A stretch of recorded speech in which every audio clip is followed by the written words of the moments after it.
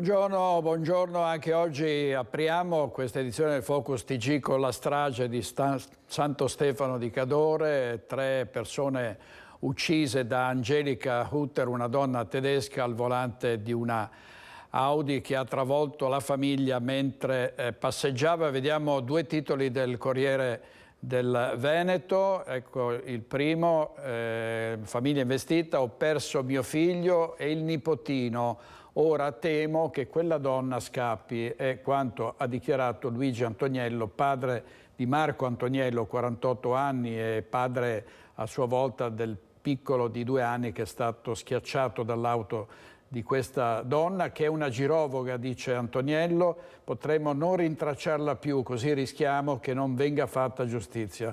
Angelika Hutter, una vita allo sbando, il viaggio in Italia, la denuncia e la strage a Santo Stefano di Cadore. La donna che ha travolto la famiglia veneziana era già stata fermata a Bolzano nella sua Audi coperte e generi alimentari. Sembra proprio che usasse quest'auto come casa, come alloggio di fortuna, non avendo una residenza fissa. Vediamo il dolore del suocero della vittima, delle vittime e padre di Mattia Antoniello. Vediamo il dolore di quest'uomo intervistato ieri da Tiziana Bolognani.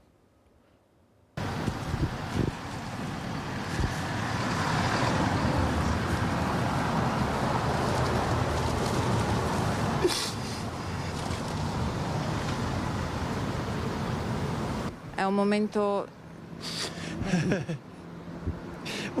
talmente grande, talmente un disastro che non riesci a capacitarti di come sia potuto succedere in un periodo di vacanze che dovrebbe essere gioioso, e lasciarci la vita così, non lo so.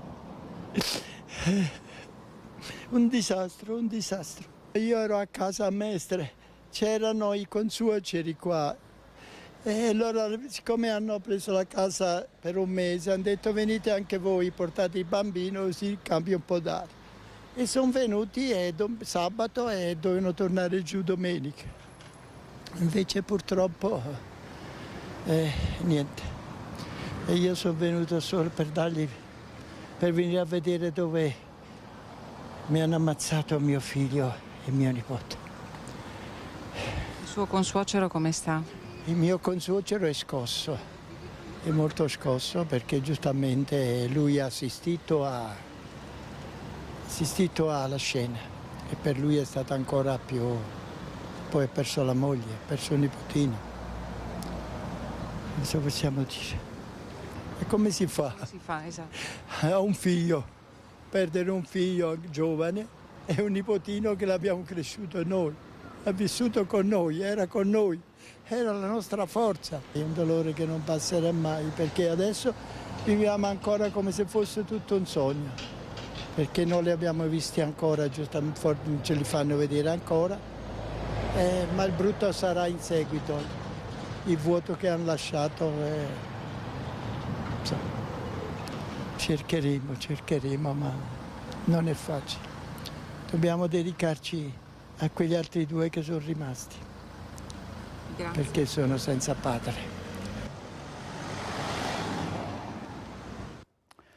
E quest'uomo ha perso il figlio, il nipotino, e nell'incidente è morta anche la consuocera. La responsabile di questo incidente, Angelika Hutter, 32 anni, comparirà lunedì di fronte al giudice, ovviamente sotto indagine. Ci colleghiamo con Fabio Cristiano Fioravanzi davanti al Tribunale di Belluno. A te la linea, Fabio. Buongiorno. Parlato inizialmente da svolgere questo. C'è un problema nel collegamento. Riproviamo, regia, vediamo se riusciamo a recuperarlo. Andiamo avanti, ci ricollegheremo tra poco con Fabio Fioravanzi davanti al Tribunale di Belluno per sapere cosa accadrà da lunedì in poi, perché ovviamente parte tutto l'iter giudiziario a carico della responsabile di questo incidente. Vediamo così il riepilogo che ha mandato ieri Tiziana Bolognani, la ricostruzione dei fatti. Vediamo.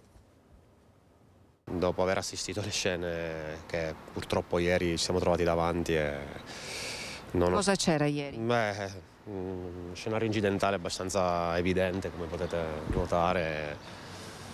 Una cosa molto toccante, veramente, con un bambino così piccolo. Personalmente non era mai successo nella mia carriera. Fabio è stato tra i primi soccorritori a giungere in via Udine ieri pomeriggio. Da 10 anni è vigile del fuoco a Santo Stefano di Cadore e mai prima d'ora gli era capitato un intervento così difficile umanamente e professionalmente. Questa mattina con suo figlio ha deposto un fiore nel luogo in cui i corpi delle vittime sono stati sbalzati. Il messaggio di cordoglio dell'amministrazione comunale di Santo Stefano di Cadore, mazzi di fiori, orsetti, una pietà di Michelangelo qui nel luogo in cui ieri è accaduta la strage, in cui hanno perso la vita 3 persone, un bambino di 2 anni, il suo papà e la nonna.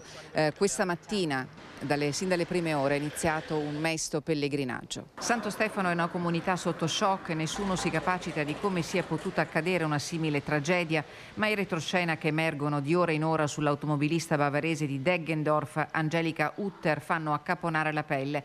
La giovane donna era stata fermata e denunciata qualche giorno fa a Bolzano perché trovata in possesso di oggetti atti ad offendere. La 31enne agli inquirenti non ha mostrato alcun segno di pentimento né di rimorso per le 3 vite spezzate. Sembra che poche ore prima a Santo Stefano qualcuno avesse notato il suo comportamento sopra le righe. Aveva fatto delle commedie via qua, era vicino alla stalla delle Fontana, ha detto che era fuori, urlava. E poi è partita. Chi l'ha avvicinata ne ha ricavato l'impressione di una sbandata senza fissa dimora, riferisce l'ANSA. Nella sua auto rifugio i carabinieri hanno trovato di tutto: abiti sporchi, coperte, bottiglie d'acqua. Gli accertamenti tossicologici disposti dalla magistratura bellunese per stabilire se la donna si trovasse alla guida in condizioni non idonee hanno dato esito negativo. Omicidio stradale plurimo, l'accusa a suo carico. L'arresto e il trasferimento nel carcere veneziano della Giudecca si sono resi necessari per scongiurare il pericolo di fuga. Alvaro Darin ha assistito quasi in diretta alla tragedia. Che cosa ha visto quando è arrivato qua? Niente, ho visto questi 2 corpi sotto le lenzuola e che cercavano di rianimare questo bambino, che hanno provato di tutto, hanno provato quasi un'ora, ma purtroppo zero, non c'era niente da fare. Mattia aveva 2 anni appena, il papà Marco Antoniello 48, la nonna Maria Grazia Zuin 65. Gli unici 2 sopravvissuti sono la mamma Elena Potente e il nonno Lucio. Entrambi sono stati dimessi dall'ospedale di Pieve di Cadore e vengono assistiti da uno psicologo attivato dall'ULSS Dolomiti. Quindi avete sentito, dovrà rispondere di omicidio stradale plurimo Angelica Utter, che lunedì comparirà davanti al GIP del Tribunale di Belluno. Sentiamo subito in diretta da Belluno Fabio Fioravanti. A te la linea, Fabio. Grazie mille, speriamo che non ci siano problemi adesso. Come dicevi giustamente, l'udienza di convalida sarà lunedì. Si era parlato inizialmente addirittura della giornata di oggi, invece sarà lunedì, probabilmente da remoto, perché lei non verrà spostata dal carcere della Giudecca dove si trova in questo momento. E secondo quello che dicono gli esperti in materia giudiziaria, per la procura ci saranno delle difficoltà nell'ottenere la conferma della detenzione in carcere, perché dagli esiti alcolemici e per quanto riguarda l'uso di sostanze stupefacenti la 31enne di Deggendorf è risultata pulita, quindi non ci sono aggravanti specifiche. Quello a cui potrà cercare di far valere, lo ha detto il procuratore Luca, il capo della procura, è il fatto che ci sia un pericolo di fuga. Ricordiamo che se lei ritornasse in Germania l'omicidio stradale non è reato come in Italia. Ha citato sempre il procuratore generale di Belluno il caso del purtroppo compianto campione ciclismo, di cui l'assassino, l'omicida, è arrivato in Italia, estradato dopo mesi, con molte difficoltà per la stessa identica ragione. In Germania hanno contestato l'omissione di soccorso, ma non c'è l'omicidio stradale. Questa è la stessa casistica in cui potrebbe trovarsi appunto Angelica Utter. Abbiamo parlato con il suo avvocato d'ufficio Giuseppe Triolo, che ha espresso la sua difficoltà di fronte a una tragedia di questo genere. Speriamo di incontrarlo oggi per capire se la ragazza abbia o non abbia effettivamente espresso dolore e pentimento. Lei ha detto di aver perso il controllo della macchina, ma avete visto le immagini, quella macchina distrutta, a quale velocità andava, lo dovranno dirlo le perizie. C'è chi parla di 70 km all'ora in centro, chi addirittura ai 160, ma chiaramente sono numeri che vengono dati senza poter avere una certezza oggettiva di quello che è accaduto. Le perizie dovranno dirlo. Per il momento credo che possa essere tutto. Restituisco la linea allo studio.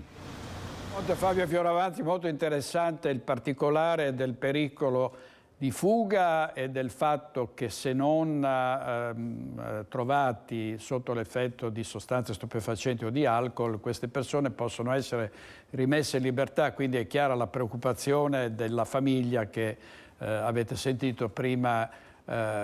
Teme che la responsabile di questa strage possa riparare poi nel suo paese, possa tornare in Germania e quindi essere, diciamo, più al sicuro, a meno di non essere poi estradata, ma ovviamente tutto si complicherebbe. Adesso torniamo a Santo Stefano di Cadore, dove ovviamente cordoglio e dolore e lo shock di un'intera comunità. Si distrutta proprio un attimo, non si può restare indifferenti. Un pellegrinaggio mesto, colmo di dolore per i tanti che oggi in via Udine hanno voluto portare un pensiero in memoria del piccolo Mattia, del papà Marco Antoniello e della nonna Maria Grazia Zuin. Veneziani, come i tanti villeggianti che si rifugiano ogni estate nel cuore del Comelico. Sono anche vicini di paese, Favaro. Lei è veneziano? Sì. Niente, non ho parole. Una cosa tremenda. Non è possibile che succedano certe cose. Il fatto rimane sconvolgente. Lei di dov'è? Venezia. Quindi... Proprio dalle stesse parti di quelli che sono morti. E poi c'è la rabbia dei residenti, perché su quel tratto di strada maledetto della regionale della Val Degano, un lungo nastro di asfalto diritto, camion e auto sfrecciano oltre il limite dei 50. È sempre un... Dovrebbero mettere dei dissuasori qua, secondo me, perché c'è anche il Velox laggiù, però qua corrono. Sì, poteva succedere a tutti. Qui è panico, qui è un panico, qui è impensabile attraversare la strada. Le strade, posso dirlo, fanno schifo perché piene di buche, nessuno rispetta le strisce pedonali, proprio si deve stare attento anche se pensi solo di mettere un piede su una striscia, già sei là perché nessuno si ferma. Vedo che lei ha portato un fiore e anche un cero per questa disgrazia, perché non ho parole per quello che è successo ieri. Poi noi abbiamo visto solo in televisione queste cose, quindi Santo Stefano è un paese piccolo e la gente, forse li conoscevamo anche, ma anche se non li conoscevamo c'è un dolore.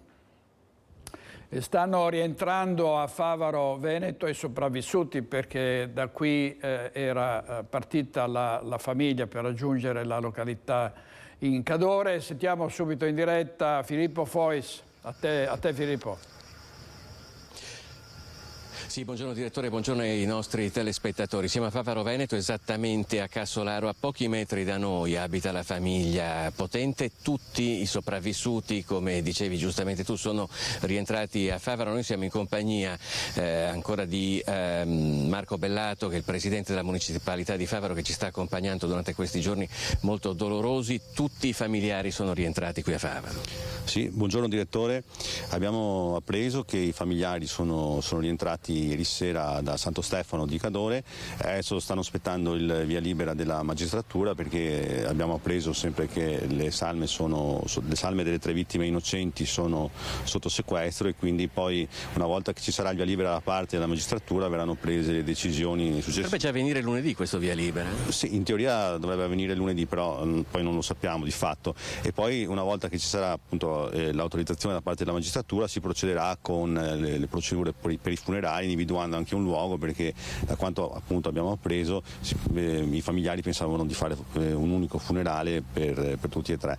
Noi siamo qui nel posto dove domani si sarebbe dovuta tenere la festa della Trebbiatura, che è una tipica delle nostre tradizioni locali, perché questa è una parte del territorio a forte evocazione agricola, sì, di campagna, e nel segno di rispetto per il dolore di questa famiglia che ha coinvolto l'intera comunità di Favaro Veneto abbiamo ritenuto di rinviarla, e quindi non si fa niente domani. Sicuramente non è il momento della festa, ma probabilmente è il momento del silenzio.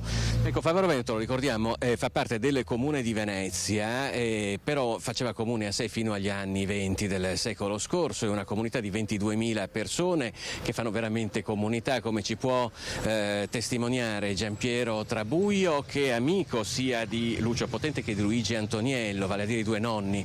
Per così dire, lei ha avuto modo in queste ore di incontrare entrambi. Allora, Lucio l'ho sentito telefonicamente, appunto addolorato moltissimo, proprio poche ore. Lucio ha perso la moglie. Poche ore dopo che è successo.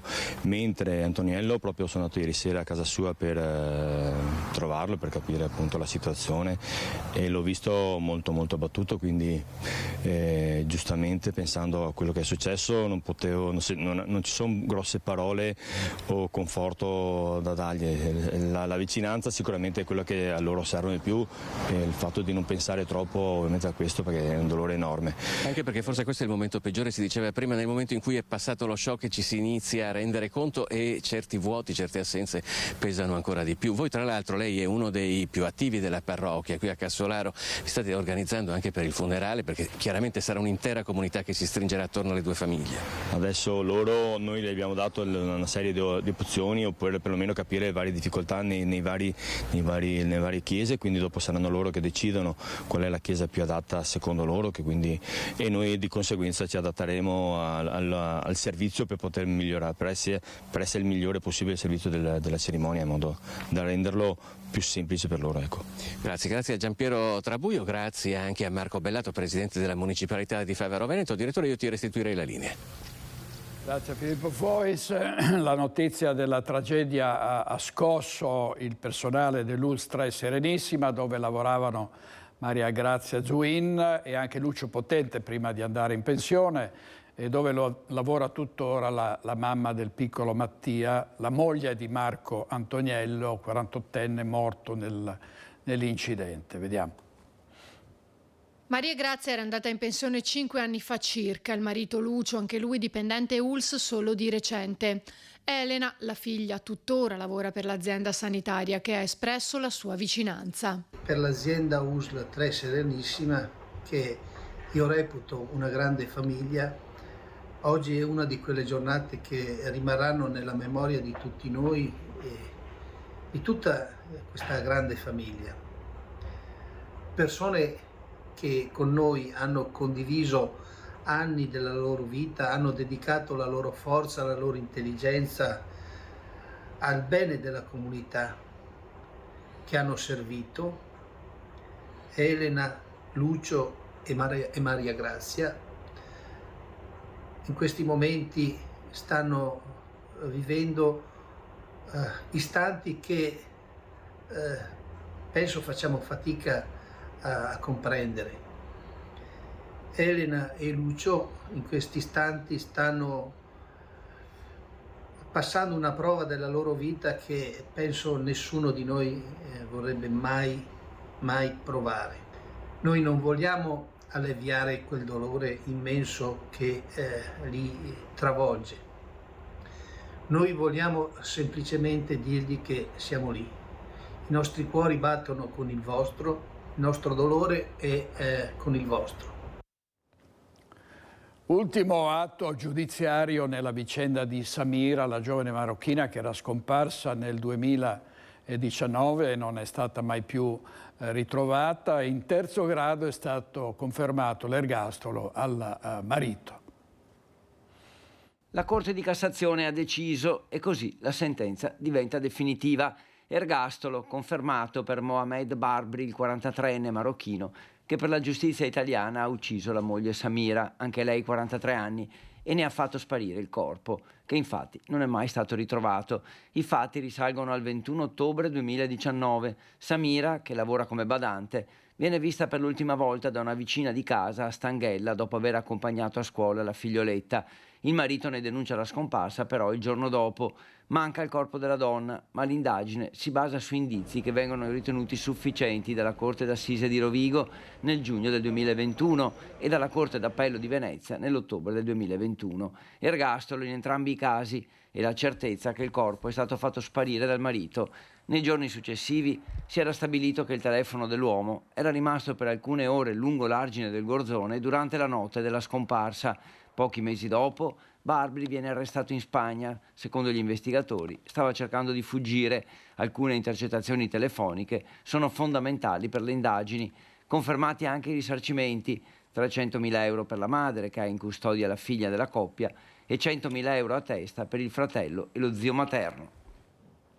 Servizio di Federico Fusetti, ancora cronaca, violenza a Ponso, un comune della Bassa Padovana, dove un sedicenne è stato picchiato da 4 coetanei.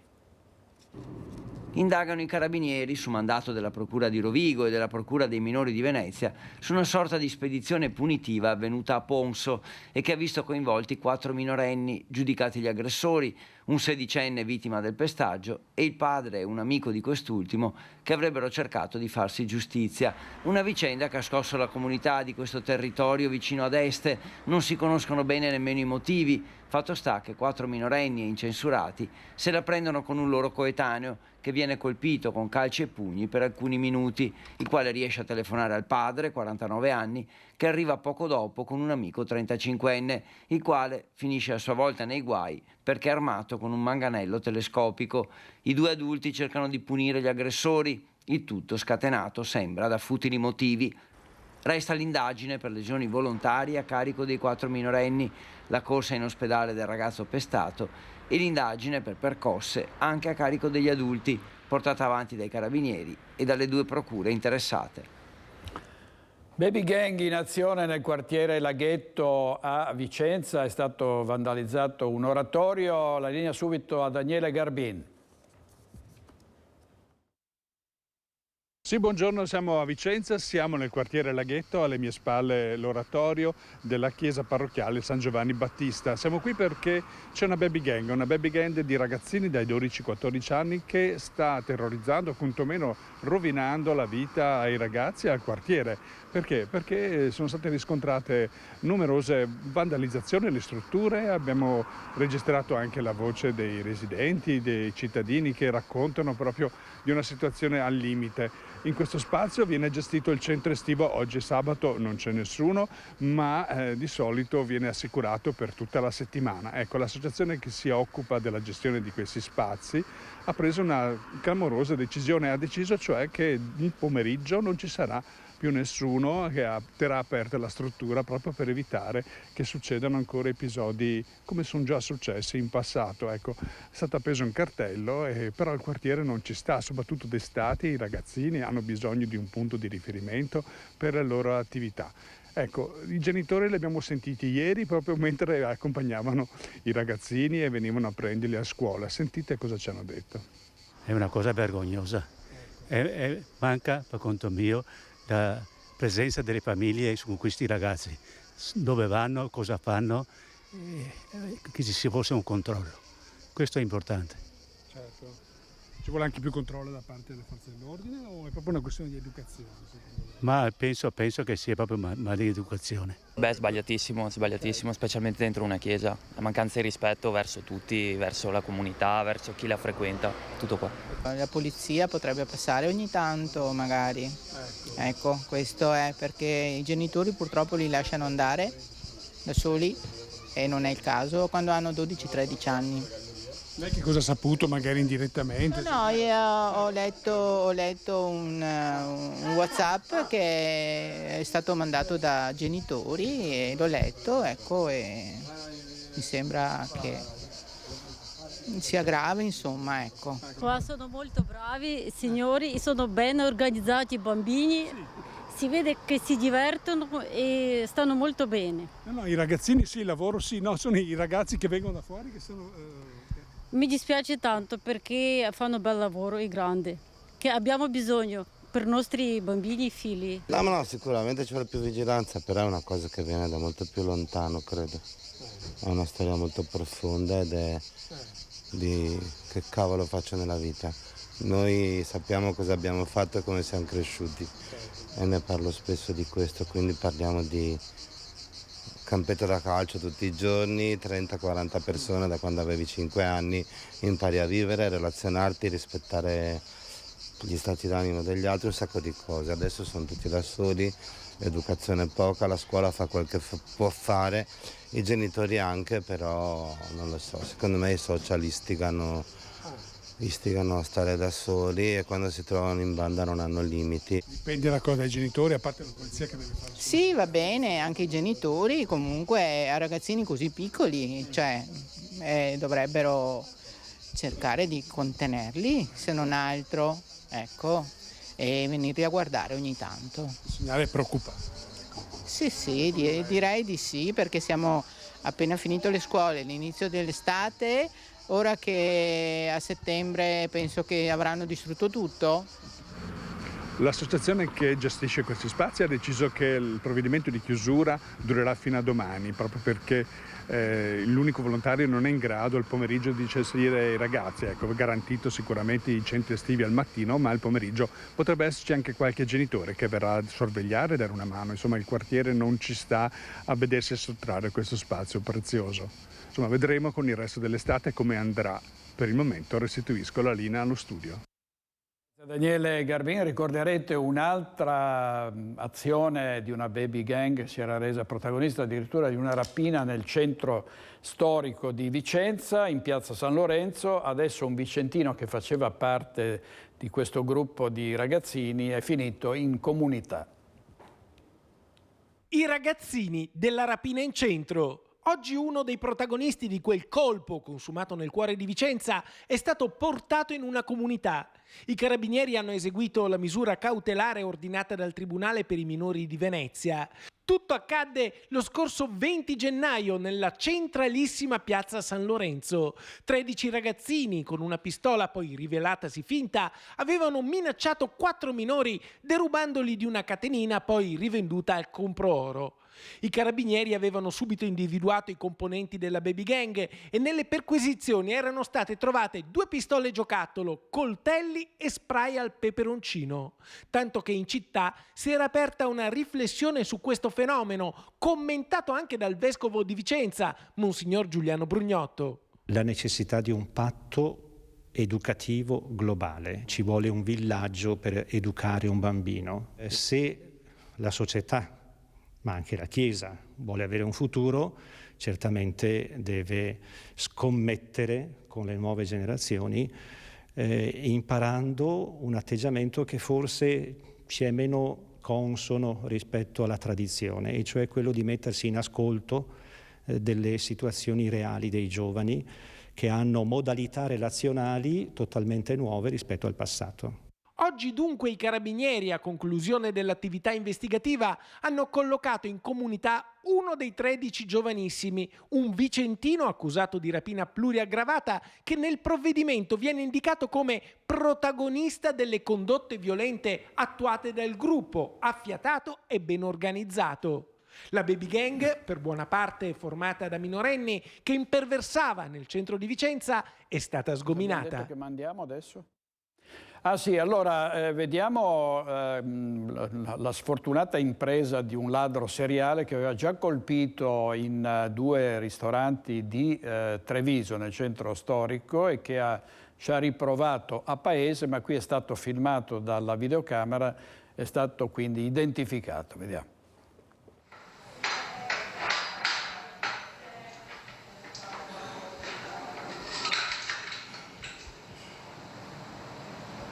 Un terzo colpo fatale, quello dell'altra notte lungo la Feltrina per il ladro che ha già colpito da Tony Del Spine all'Osteria Contemporanea. Straniero di origini magrebine, 27 anni, ha usato la stessa tecnica di via Inferiore a Treviso, scassinando da Rossetto uno dei balconi, per poi fare razzia sugli scaffali, oltre che del contante presente in cassa. Un ladro la notte scorsa si è introdotto qui nei locali dell'Osteria rubando sigarette, gratta e vince il fondo cassa.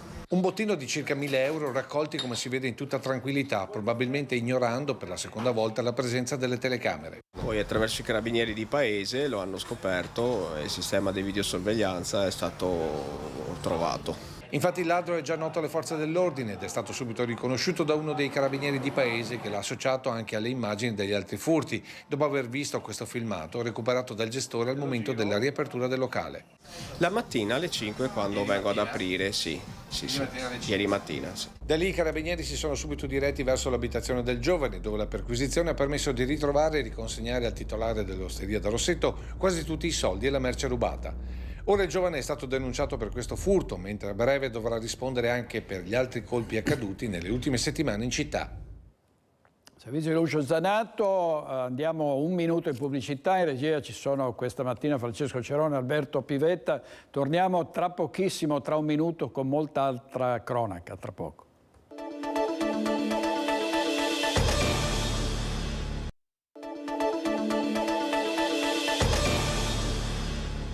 Terribile schianto frontale in auto a Gambellara nel Vicentino, 2 persone sono rimaste ferite. Gambellara, terribile scontro frontale nella notte tra 2 auto. Siamo in via Divisione Iulia e qualcuno lancia subito l'allarme. Sul posto si precipitano i vigili del fuoco da Lonigo. I 2 conducenti, feriti, vengono presi in cura dai medici e dagli infermieri del SUEM che li portano in ospedale. I pompieri hanno messo in sicurezza le auto. A Montebello i PFAS sono risultati oltre gli ultimi parametri e quindi il sindaco con una ordinanza ha sospeso l'uso dell'acqua potabile per scopo alimentare. Vediamo. PFAS. L'ultimo colpo di scena arriva da una nota dell'ULSS Ottoberica. A riceverla il comune di Montebello Vicentino e la società Mediochiampo. Emerge che da un controllo dell'ARPAV, nella vasca di accumulo e distribuzione del Castello, i valori di PFAS si attesterebbero oltre i nuovissimi parametri entrati in vigore il 30 maggio del 2023. Di fronte a questa situazione, il sindaco di Montebello Vicentino, Dino Magnabosco, ha preso subito provvedimenti. A scopo precauzionale e per evitare qualsiasi tipo di rischio abbiamo deciso di adottare un provvedimento, ovvero un'ordinanza che sospende l'utilizzo dell'acqua potabile ad uso alimentare su tutto il territorio comunale. L'ordinanza in via Prudenziale vale su tutto il territorio comunale di Montebello Vicentino fino al ripristino dei parametri di potabilità da parte dell'ente che gestisce il servizio idrico integrato. In queste ore stiamo evidentemente collaborando in stretto contatto col comune di Montebello, in particolare col sindaco Dino Magnabosco, per cercare di porre sicuramente i primi rimedi a questa ordinanza. Questa comunicazione dell'ULSS arriva pochi giorni prima dell'ultimazione dei lavori di potenziamento della rete dell'acquedotto e del sistema di filtraggio PFAS 0 iniziati qualche mese fa da Mediochiampo con un investimento da 800.000 euro. Il 17 luglio verranno attivati i filtri a carbone attivo. Nel frattempo, alla luce di questa ordinanza, ci stiamo attivando per un'installazione che preceda quella definitiva del 17 luglio e pensiamo che nelle prossime ore sia attivo un impianto emergenziale di filtrazione per cercare di riportare alla normalità i valori che sono stati rilevati nell'ultima ordinanza, dell'ultima analisi. Ricordiamo che questi valori fino a poche settimane fa erano diversi, sono stati abbassati e questo ha implicato questi provvedimenti. Un 42enne spiava la vicina di casa con una telecamera, è stato denunciato dai carabinieri. Vicino spione denunciato dai carabinieri a Polverara. una donna del luogo si è rivolta agli uomini dell'Arma perché ha trovato una mini telecamera posizionata nella siepe che delimita la sua proprietà con quella del vicino, un 42enne. La donna aveva notato più volte l'uomo spiarla dal proprio giardino. I militari di Casalserugo hanno quindi effettuato i rilievi del caso e riscontrato la presenza della videocamera utilizzata per controllare gli spostamenti della donna. È stato quindi denunciato il vicino, che ha rivendicato la proprietà dell'apparecchio ed ora dovrà rispondere di violazione di domicilio e interferenze illecite nella vita privata. Traffico molto intenso, un weekend da bollino rosso. Sentiamo in diretta Federico Fusetti dalla centrale operativa della Postrada a Padova. Buongiorno a te, buongiorno ai telespettatori. Oggi siamo in un luogo un po' particolare perché questa è la centrale operativa della Postrada del Veneto. Siamo con il dottor Simone Morello, buongiorno, che ci ospita, è padrone di casa. E insomma, diciamo che l'avvio degli italiani verso le vacanze è già iniziato, forse questo non è nemmeno il fine settimana più critico, però insomma siamo in una fase importante, quella estiva. Come sta andando? Sì, effettivamente i primi significativi spostamenti dei vacanzieri verso le più importanti località turistiche e oltre il confine nazionale sono iniziati, ma le giornate più critiche da un punto di vista della circolazione stradale le aspettiamo nei prossimi weekend di luglio e nel mese di agosto. E le strade che meritano, diciamo, più controlli, quali sono qui dalle nostre parti? Tutta la viabilità autostradale, siamo al centro operativo Polizia Stradale di Padova che sovraintende l'operatività delle pattuglie nell'autostrada A4, nella 31, nella 13 e nella Pedemontana, e quindi per quanto riguarda il Veneto sicuramente la zona dei laghi e la tratta che porta al mare ed in Slovenia e in Croazia, mentre sulla viabilità ordinaria cito la strada regionale 89, la Treviso Mare, ma anche le altre. Ecco, i suoi colleghi che lavorano qui nella centrale operativa, com'è la loro giornata? Insomma, come funziona? È una giornata sicuramente piena perché oltre a sovraintendere, appunto, a disporre l'impiego di tutte le pattuglie, non solo le pattuglie autostradali, ma delle pattuglie che abbiamo sulla viabilità ordinaria del Veneto, eccezione fatta per la provincia di Belluno, che ricade ancora sotto l'ambito di competenza del compartimento di Bolzano. I colleghi, oltre ad inviare le pattuglie in caso di necessità, danno ausilio agli utenti che hanno qualche difficoltà e quindi hanno una giornata veramente piena di interventi. Invece sulle strade come siete organizzati? Ovviamente immagino con più personale rispetto al resto dell'anno. Certamente sì, è stato previsto un piano di potenziamento delle pattuglie sia sulla viabilità autostradale che sulla viabilità ordinaria. Abbiamo l'impiego di pattuglie motomontate per avere un intervento ancora più agevole. Abbiamo anche pattuglie che sono dedicate ad servizi specifici come può essere il contrasto degli eccessi di velocità e quindi l'utilizzo delle apparecchiature speciali in uso alla polizia stradale, ma anche pattuglie in borghese per rendere più sicure le strade, le aree di servizio, allorquando magari qualcuno di noi si dimentica o lascia in bella vista gli oggetti di valore all'interno dell'abitacolo. Ultima cosa, qualche consiglio? È vero che poi insomma si rischia di ripetersi, però è bene farlo proprio perché insomma stiamo parlando di sicurezza. Prima di mettersi in viaggio sicuramente effettuare un check-up completo del veicolo con particolare riferimento agli pneumatici, quindi al gonfiaggio, allo stato d'usura, poi anche i freni, i dispositivi luminosi e gli indicatori di direzione. Per quanto riguarda il bagaglio che dicevo prima, deve essere sicuramente ben distribuito all'interno del veicolo in modo da non limitare la visibilità del conducente o la sua libertà di manovra, porsi alla guida in condizioni non di stanchezza, evitare quindi pasti pesanti, evitare assolutamente le bevande alcoliche, ma effettuare anche delle soste ogni 2 ore. In caso di emergenza lungo le autostrade e quindi in caso di sosta lungo la corsia di emergenza o lungo le piazzole di sosta in carreggiata, è buona cosa indossare il kit fluorescente ed a portarsi all'esterno del veicolo in attesa del soccorso. Pazienza se prenderemo un po' di sole, ma avremo tempo per metterci il doposole, e pazienza se prenderemo un po' di pioggia, avremo tempo di asciugarci, ma sicuramente eviteremo la tragedia. Perché rimanere in auto è pericoloso, si diventa dei bersagli anche in un certo senso. Sicuramente si può essere colpiti, perché appunto in autostrada il pericolo viene alle spalle. E dimenticarsi magari una buona volta di avere telefonino, cioè dimenticarsi proprio di averlo, forse è la cosa migliore. Sicuramente sì, la guida è un'attività complessa che richiede attenzione, quindi si guida e basta. Si può viaggiare informati, il che significa informarsi prima attraverso i canali di comunicazione che sono a nostra disposizione per scegliere percorsi alternativi, ma distrarsi alla guida mentre si guida sicuramente è una cosa da non fare, e non è un errore, è un comportamento sbagliato.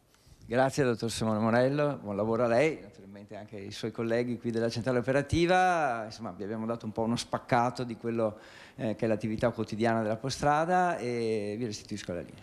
Grazie Federico Fusetti. Passiamo alla politica. Ha scritto una lettera a tutti i militanti in cui chiede unità il nuovo segretario regionale della Lega, Alberto Stefani.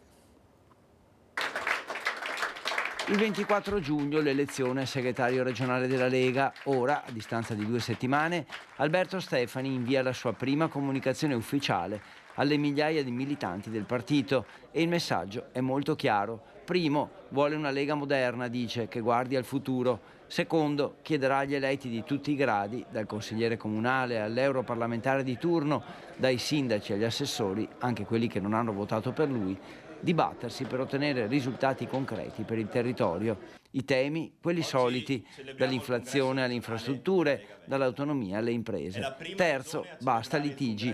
Le beghe interne non interessano alla gente e quindi vanno messe da parte per il bene del partito.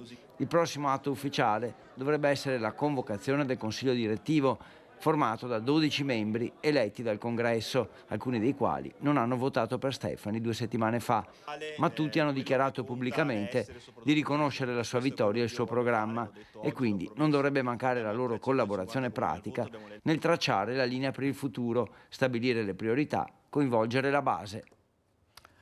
E oggi a Zero Branco è intervenuto l'assessore allo sviluppo economico della regione Roberto Marcatto, che ricorderete aveva ritirato all'ultimo la candidatura da segretario regionale, e ovviamente Lina Paronetto è in diretta e non mancherà di chiedergli quale sarà il suo futuro. Vediamo.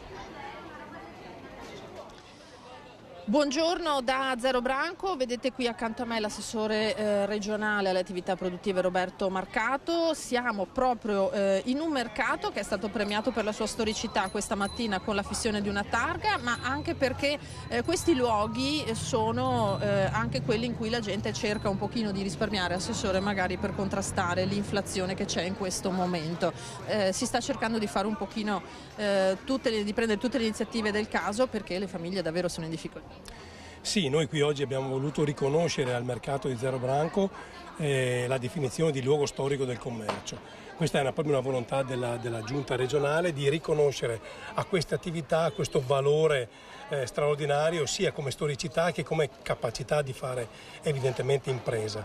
E tra l'altro lo diceva lei benissimo, io credo che questa sia una risposta possibile oggi ai rincari che stanno flagellando la capacità di acquisto delle nostre famiglie.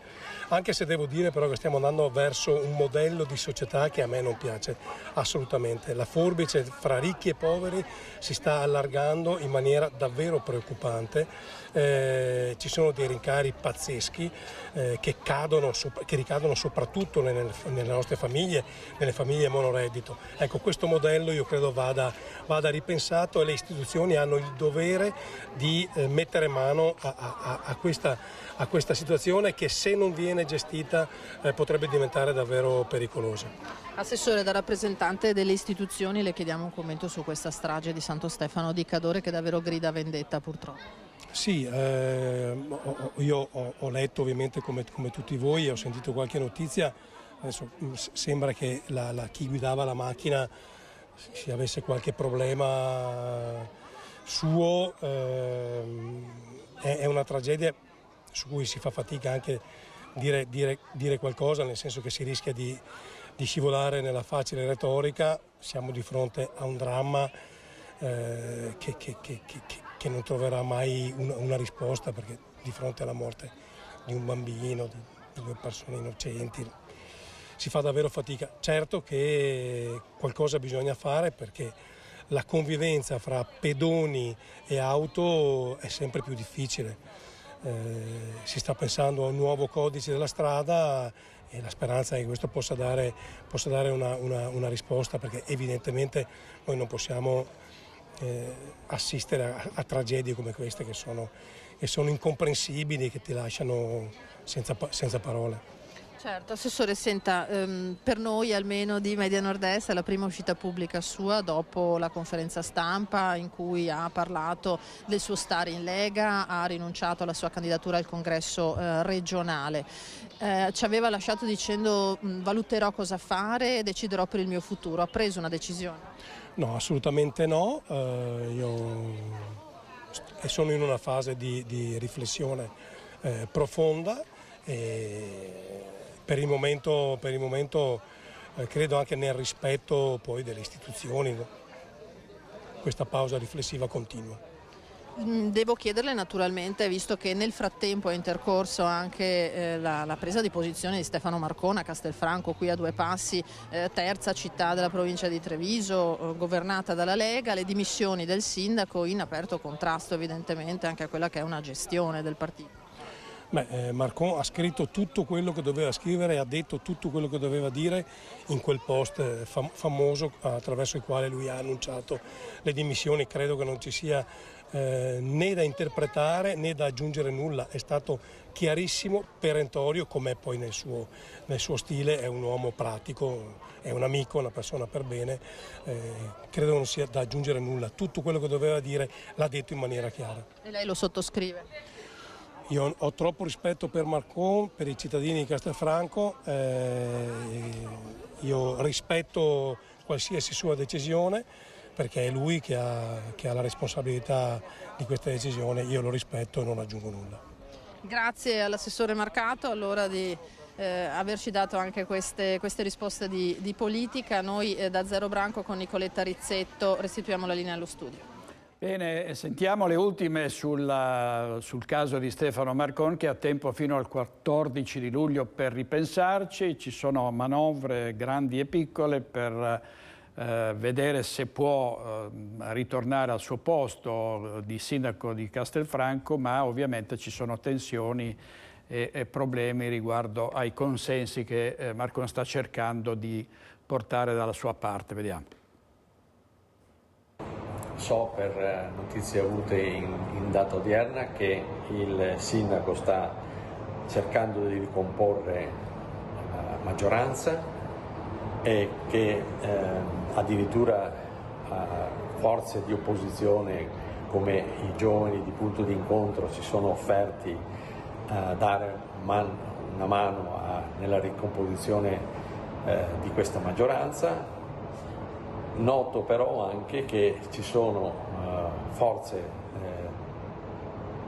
in parte della Lega e di Fratelli d'Italia che di fatto non la pensano in questa maniera. Se prima era Marcon che voleva lasciare, ora pare che siano i suoi sostenitori a volerlo far lasciare la carica di primo cittadino di Castelfranco, che potrebbe passare alla storia anche come l'ennesimo sindaco impallinato da fuoco amico. E secondo Giovine i conti tornerebbero con quel fastidio politico causato dai 3 consiglieri invisi a Marcon, che alla fine avrebbe la meglio sulla tenuta del governo attuale della città e quindi all'apertura delle nuove elezioni con relativi nuovi equilibri politici.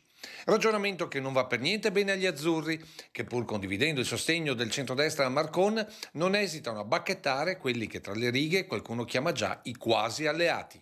Ricordo a questi colleghi di altri partiti, in particolar modo di Fratelli d'Italia, che non si può prescindere dal fatto amministrativo, dal amministrare una città mettendo in preminenza motivi politici di partito.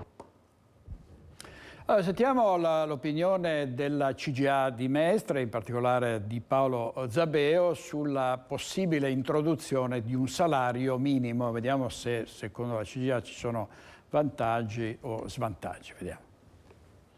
Gli stipendi dei lavoratori fragili vanno aumentati, ma attenzione, l'introduzione del salario minimo per legge potrebbe costringere molti imprenditori onesti, al fine di evitare un aumento di costi che li spingerebbe fuori mercato, a non aggiustare all'insù i salari licenziando o riducendo l'orario di lavoro ai dipendenti ai quali spetterebbero i 9 euro lordi l'ora, costringendoli comunque a lavorare lo stesso ma in nero. Andiamo a Bassano del Grappa, c'è ancora tensione per la questione di San Lazzaro, i residenti sono sempre sul sentiero di guerra, è tornato ad incontrarli Alex Giuliano, a te la linea Alex.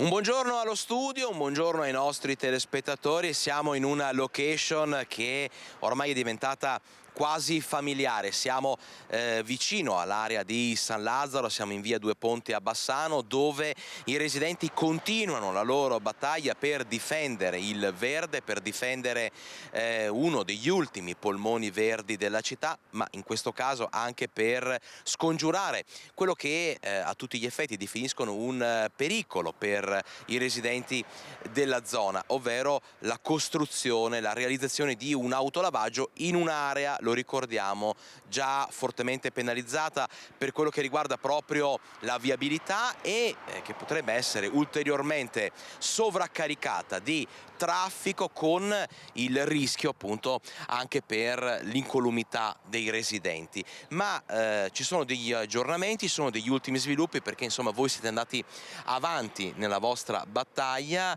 per cercare appunto di scongiurare il pericolo che qui venga realizzato un autolavaggio. Come stanno andando le cose? Beh, per il momento noi avevamo fatto tramite un legale una richiesta degli atti riguardanti appunto il lavaggio. La risposta del comune è stata che noi non eravamo stati abbastanza chiari nella richiesta, quindi noi abbiamo rincaricato il nostro legale che rifaccia la richiesta agli atti con tutti le effettive richieste del signore che dovrà costruire questo lavaggio. Adesso stiamo aspettando, ci vuole circa 30 giorni, dunque ci vorrà ancora un po' di tempo. Speriamo finalmente di avere una risposta chiara, così anche noi sappiamo cosa andiamo incontro, insomma, e cosa ci aspetta, non lo sappiamo. Ecco, in questo periodo, proprio qualche giorno fa, noi abbiamo dato la notizia che alcune aziende, Baxi e Pengo, hanno proposto all'amministrazione comunale un protocollo d'intesa. Diciamo è un po' un modo per tentare un'altra strada per far sì che appunto l'amministrazione comunale e la regione diano l'ok al progetto delle aziende di cementificare, di costruire capannoni nell'area di San Lazzaro. Questa nuova prospettiva fa parte un po' oramai di un saliscendi di emozioni, chiamiamole così. Il verde è salvo, poi è di nuovo tutto in discussione, c'è da considerare chiaramente anche l'importanza dei posti di lavoro, della tutela dei posti di lavoro delle persone che attualmente lavorano in Baxi e in Pengo. Ma voi come lo vivete questo momento? Molto male, perché noi vogliamo essere tutelati, ok, posti di lavoro, perfetto, noi non discutiamo questo, noi diciamo che noi viviamo qua, io ho comprato casa con tanti sacrifici, tutti noi abbiamo comprato casa con un sacco di sacrifici per vivere una vita tranquilla, cercare di vivere in un ambiente sano, un ambiente tranquillo dove si possa vivere una vita semplice, anche perché qui, voglio dire, vai a farti una passeggiata, prendi la bici, qui i bambini, come ho già detto, qui abbiamo bambini che giocano in strada con un autolavaggio qua davanti che fa rumore 24 ore su 24. Come facciamo noi a dormire, a vivere, oltre al rumore, all'inquinamento? Qui diventa una vita impossibile. Comunque tanta gente sta anche pensando se dovesse essere di vendere casa, insomma, perché qua diventerebbe veramente una vita impossibile. Ed è un momento un po' particolare questo per la viabilità di Bassano, lo sappiamo, con la chiusura del Ponte della Vittoria. Ecco, questo è un piccolo esempio, perché proprio con la chiusura di quel tratto il traffico qui è aumentato vertiginosamente. Qui già era incredibile il traffico, qui adesso è diventato impossibile, nel senso, Per carità, nessuno discute, i lavori dovevano essere fatti, il ponte ne aveva bisogno, purtroppo però per noi è diventata incredibile, anche adesso che è sabato, che dunque sarebbe una giornata in cui è più tranquilla, diciamo, perché la gente, la maggior parte non va a lavorare, vede anche lei qui è un continuo, è un disastro. Se ci fosse qui un autolavaggio non so cosa succederebbe, insomma noi per uscire da casa ci vuole mezz'ora, sarebbe impossibile. Oltre al pericolo nell'uscire, insomma, il rischio di incidenti e tutto quello che può succedere. E allora noi continueremo come sempre a dar voce ai residenti, ma a dar voce ai cittadini, a dar voce alle aziende per cercare di fare chiarezza, di continuare a raccontare quello che sta succedendo e che dovrà probabilmente, insomma, in un modo o nell'altro cambiare la fisionomia di questa zona, di quest'area di Bassano. Per il momento da San Lazzaro via Due Ponti è tutto e noi restituiamo la linea allo studio. Grazie Alex Giuliano alle sue ospiti e vediamo i paradossi dell'emergenza abitativa. Non si trovano le case, se ci sono delle case gli affitti sono astronomici e alla fine si scopre, per esempio nella Marca trevigiana, che ci sono 46.000 case sfitte, 6.000 soltanto nel centro storico. Sentiamo cosa ci dice Lina Paronetto.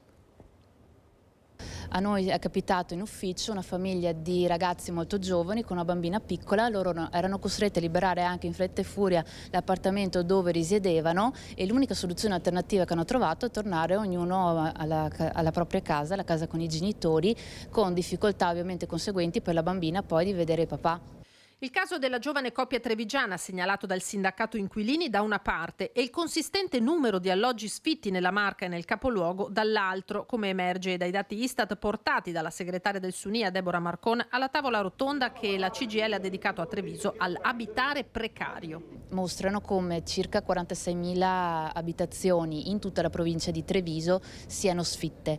Questo comprendendo ovviamente soprattutto tutta la parte privata. Sono 6.000 circa nel capoluogo, pochissime effettivamente sono di proprietà pubblica, quasi tutte quante sono proprietà privata. Nella Marca il 60% delle abitazioni consiste in case indipendenti o isolate, il 68% delle quali su 2 piani fuori terra, la stessa percentuale di edifici ha più di 30 anni. Ma il tema principale è l'indisponibilità della fetta più ampia di patrimonio immobiliare, una tendenza già iniziata prima dalla pandemia e acuita nelle fasi successive, che esige risposte nel breve termine, prima ancora che impostare politiche sul lungo periodo. C'è un allarme che ci dice che dobbiamo prevenire perché altrimenti se continuano a esserci queste emergenze abitative, gente sfrattata, persone che non riescono più a pagare il mutuo, il costo complessivo poi per le singole situazioni ma anche per i comuni rischia di essere il doppio di quello che si può mettere a disposizione facendo accordi di rete. Per esempio per le emergenze abitative, invece che sia ogni singolo comune che ci pensa, si possono aggregare dei comuni per fare degli stabili appositi. L'altro tema è la riqualificazione degli alloggi popolari, 1 migliaio, dice Barbiero nella Marca, quelli che potrebbero essere poi reimmessi sul mercato. Questo necessiterebbe anche del sostegno del sistema bancario. Poi, se a livello nazionale fanno leggi che aiutano, tutto aiuta, però noi dobbiamo oggi mettere a terra soluzioni con le risorse che abbiamo. Un altro minuto di pubblicità e torniamo con Focus TG. State con noi.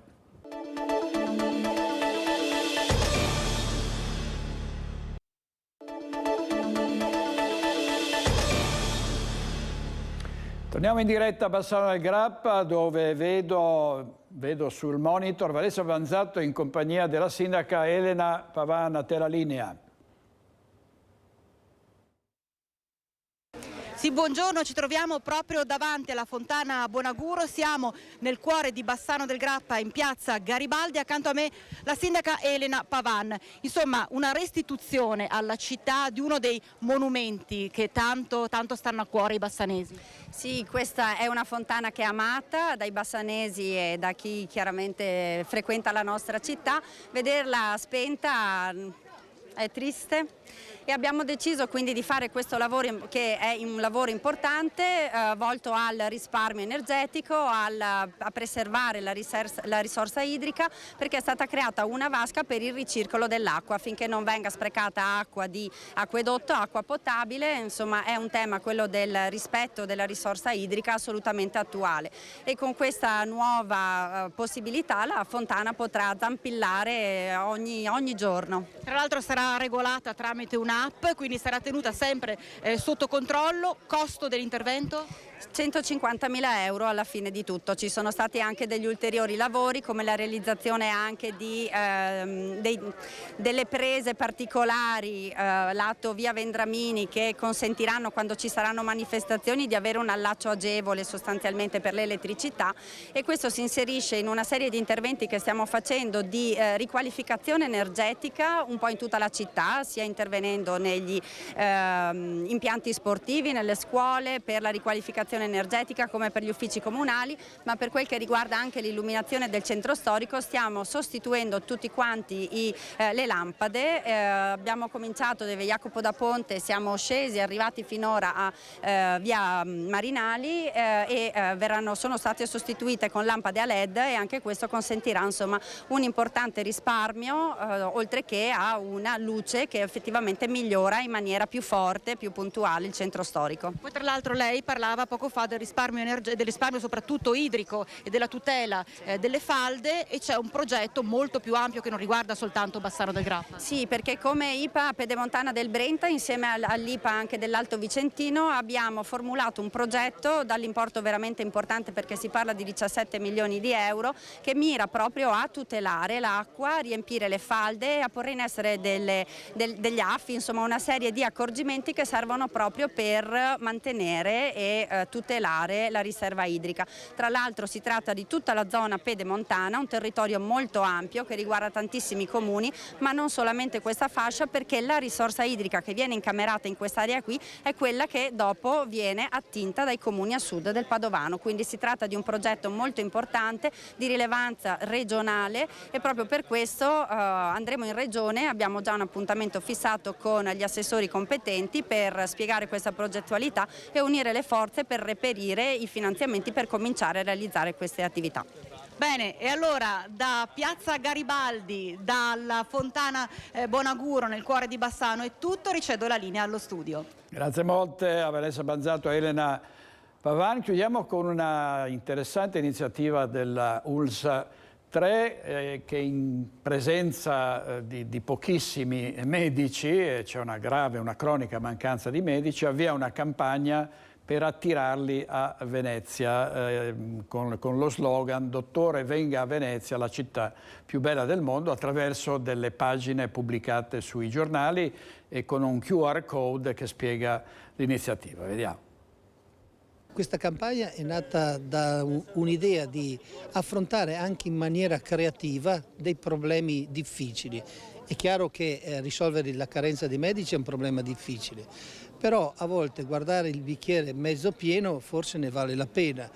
La criticità di Venezia la possiamo risolvere anche con chi decide di cambiare vita come medico e a riprendere la propria carriera, la propria professione in una città oltretutto bella, unica al mondo, che offre tantissime opportunità, e non solo rimarcando le difficoltà, ma esaltando di quelli che sono i pregi di una città unica al mondo, dove i cittadini del mondo vengono qui a viverla e per questo non vivere una propria professione. Noi stiamo cercando di passare questa immagine della bellezza che aiuta a vivere e anche a risolvere qualche problema. E noi abbiamo puntato qui alle bellezze di Venezia e anche alle intelligenze di Venezia.